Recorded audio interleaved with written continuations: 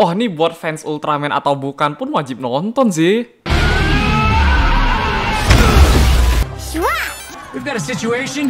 Baby just melted Pac-Man. Bruh.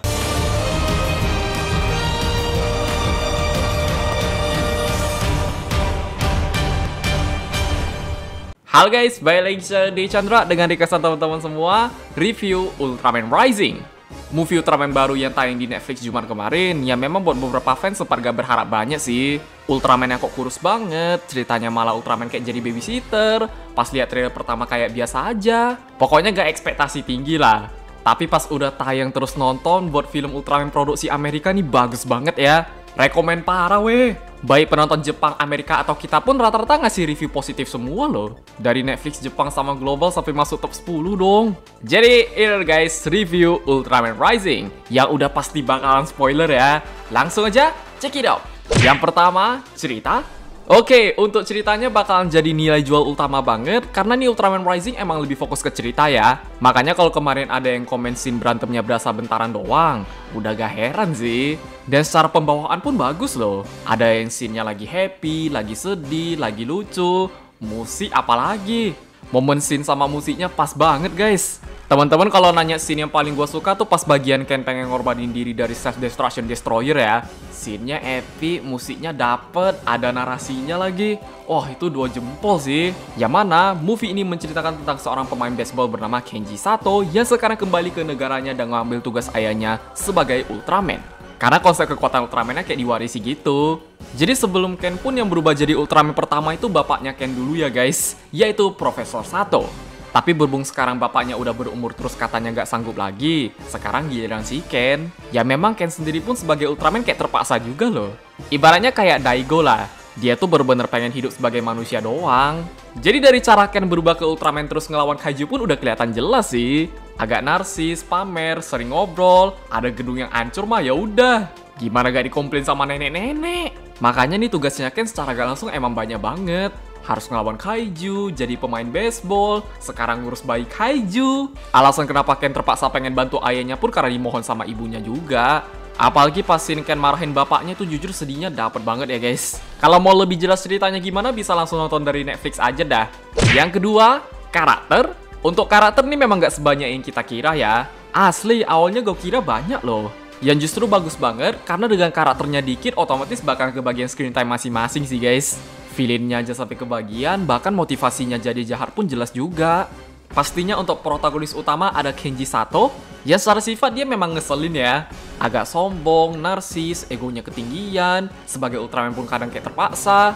Tapi dengan seiring cerita karakter developmentnya jujur kerasa loh. Pas udah dibantu sama bapaknya ini sifatnya Ken makin dewasa ya. Di tim baseballnya bisa tahu teamwork, saling sharing.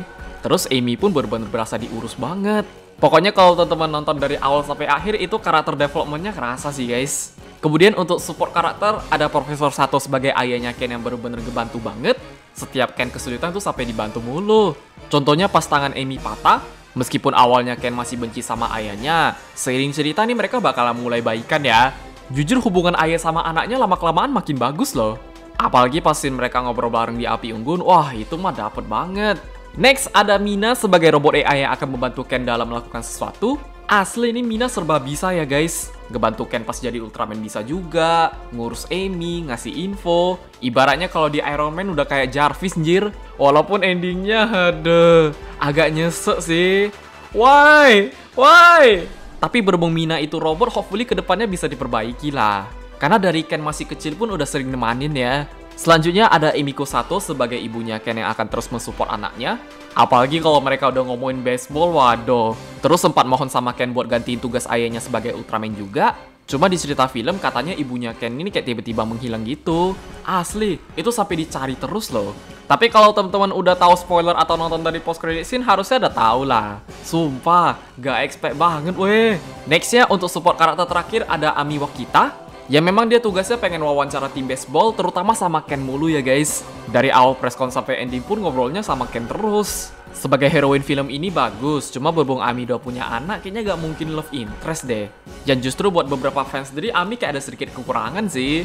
Kalau MC sama heroinnya ada hubungan gitu kemungkinan menarik ya guys. Berlanjut ke KDF ada Dr. Onda. yang kalau dari kata Profesor Sato katanya licik, dan bertujuan untuk menangkap bahkan membunuh beberapa kaiju yang menjadi ancaman. Tapi entah kenapa dari semua villain Ultraman ini Dr. Onda secara motivasi paling jelas loh. Pantesan pengen ngebunuh semua kaiju segitunya banget.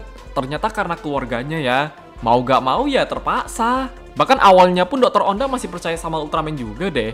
Apalagi pas bagian ending kadang gue ngerasa agak kasihan sama Dr. Onda loh. Sebelum ngorbanin diri self-destruction, nonton video keluarganya dulu.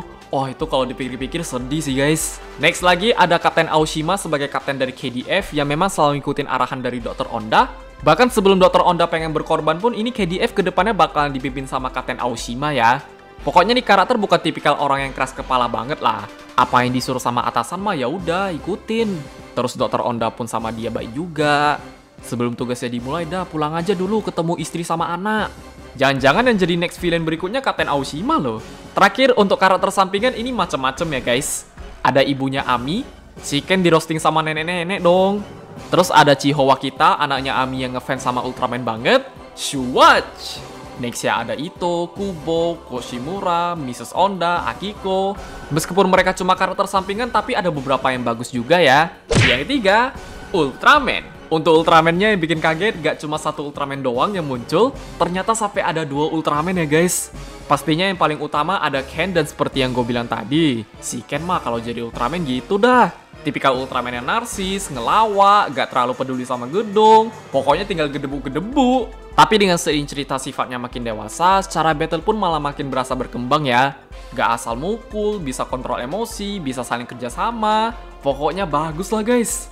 Malahan yang pengen gue bahas itu ayahnya loh.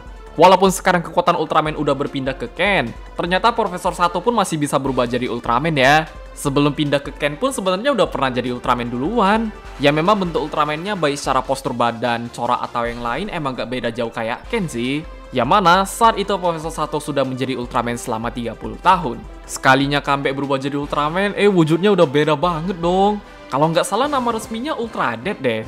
Team up ayah sama anak yang keren banget. Apalagi pas mereka Specium Kosen bareng, waduh. Walaupun postur badan Ultraman-nya emang nyesuaiin sama hostnya sih. Kalau hostnya pendek, Ultraman-nya pendek. Kalau hostnya tinggi, Ultraman-nya tinggi juga. Bahkan buat teman-teman yang nggak nyadar, malahan ini corak Ultra Dead mirip Emba banget loh.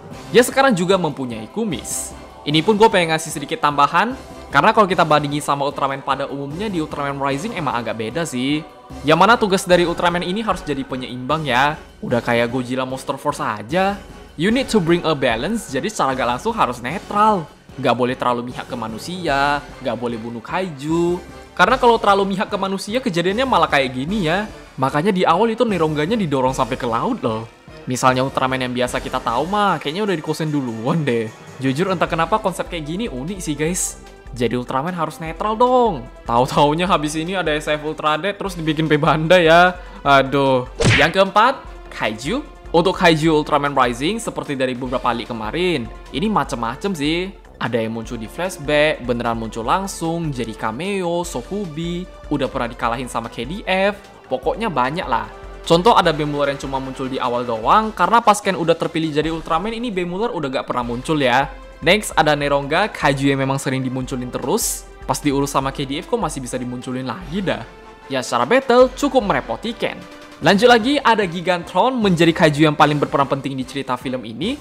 Bahkan sampai dapat wujud mecha jadi mecha Gigantron loh. Jir itu KDF sampai bisa bikin gini dong. Walaupun awalnya kita percaya kaiju ini udah mati, rupanya at the end tetap happy ending ya. Terakhir ada Amy, pastinya bayi kaiju dari Gigantron yang akan diurus oleh Ken dan Mina. Aslinya Amy kadang lucu, kadang nyebelin sih. Nyebelin tapi kocak loh. Sampai ada easter egg Godzilla lagi. Kemudian untuk kaiju yang jadi cameo baik dalam bentuk Sofubi atau Maya pun cukup bikin kaget juga ya. Ada Gomora, Eleking, Twin Tail. Perasaan yang Twin Tail gak gitu kelihatan deh. Baltan Seijin sama Skydon dalam bentuk Sofubi. Cuma nih ada beberapa yang bikin penasaran sih guys. Katanya nih sampai ada ranking sama Gazord yang memang pas nonton gak gitu kelihatan juga loh. Jadi kalau teman-teman tahu ranking sama Gazord munculnya di durasi keberapa mungkin bisa komen di bawah ya. Kalau video hari ini aman gak kena copyright, ntar dibikin semua kaiju baru di Ultraman Rising lah. Yang kelima, Easter egg. Oh kalau ngomongin Easter egg mah banyak bener. Bahkan ini gue sampai ada rencana bikin satu video terpisah ya guys. Kira-kira Easter egg di Ultraman Rising apa aja nih? Tapi yang paling banyak pas lagi di kota sih guys. Asli, nama toko, pamflet, promosi segala macem itu Easter egg semua loh. Bisa lo pada cek sendiri dah. Bahkan beberapa pun kalau ditranslate tulisan Jepang, beneran Easter egg juga dong.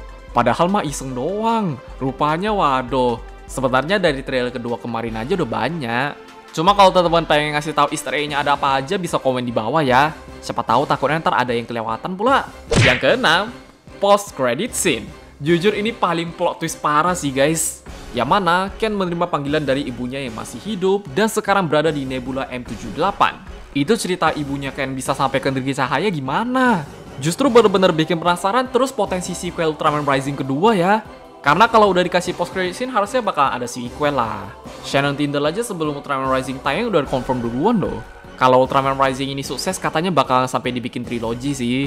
Berhubung sekarang udah masuk top 10 di Netflix Jepang aja sampai top 1, gimana gak kesempatan banget.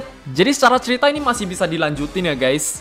Bahkan bisa jauh lebih diperluas juga, karena awalnya gue kira Ultraman Rising ini kayak cerita Ultraman Universe lain aja. Ternyata masih ada hubungan sama negeri cahaya dong. Wah, berarti kedepannya bakal munculin banyak Ultraman nih. Ntar kalau sempat gue bikin prediksi sequel Ultraman Rising kedua gimana lah. Oke guys, ya just gitu aja untuk review dari Ultraman Rising. Movie yang mantap banget, 2 jempol. Kalau disuruh rating gue bakal kasih 9 dari 10 ya guys. Terlepas mungkin ada beberapa yang belum dijelasin kayak backstory Profesor Ken dulunya bisa berubah jadi Ultraman gimana. Tapi berhubung dibikin sampai trilogi, moga-moga sequelnya bisa sih. Bahkan buat teman-teman yang nanya apakah di Ultraman Rising ada scene LGBT, tenang, aman sentosa ya. Jadi buat ditonton anak-anak bener-bener gak ada masalah dah. Sumpah ini sesuatu yang awalnya berasa kayak dianggap sepele mungkin ngeliat Ultraman yang agak kurus. Ternyata karena ceritanya bagus, waduh. Kejadiannya malah kayak series Z loh. Kalau ngomongin desain Ultraman-nya kurus, jujur dari gua no komplain sih. Orang Ultraman itu alien. Kalau kurus bahkan kurusnya kebangetan mah wajar. Pokoknya bukan fans Ultraman sekalipun wajib nonton lah. Ini aja gua udah nonton sampai 6-7 kali ya guys. Paling segitu aja. Kalau lu pada punya pendapat atau yang lain bisa komen di bawah. Jadi jangan lupa like, share, subscribe, dan sampai jumpa di video pembahasan Ultraman yang lainnya. Bye-bye!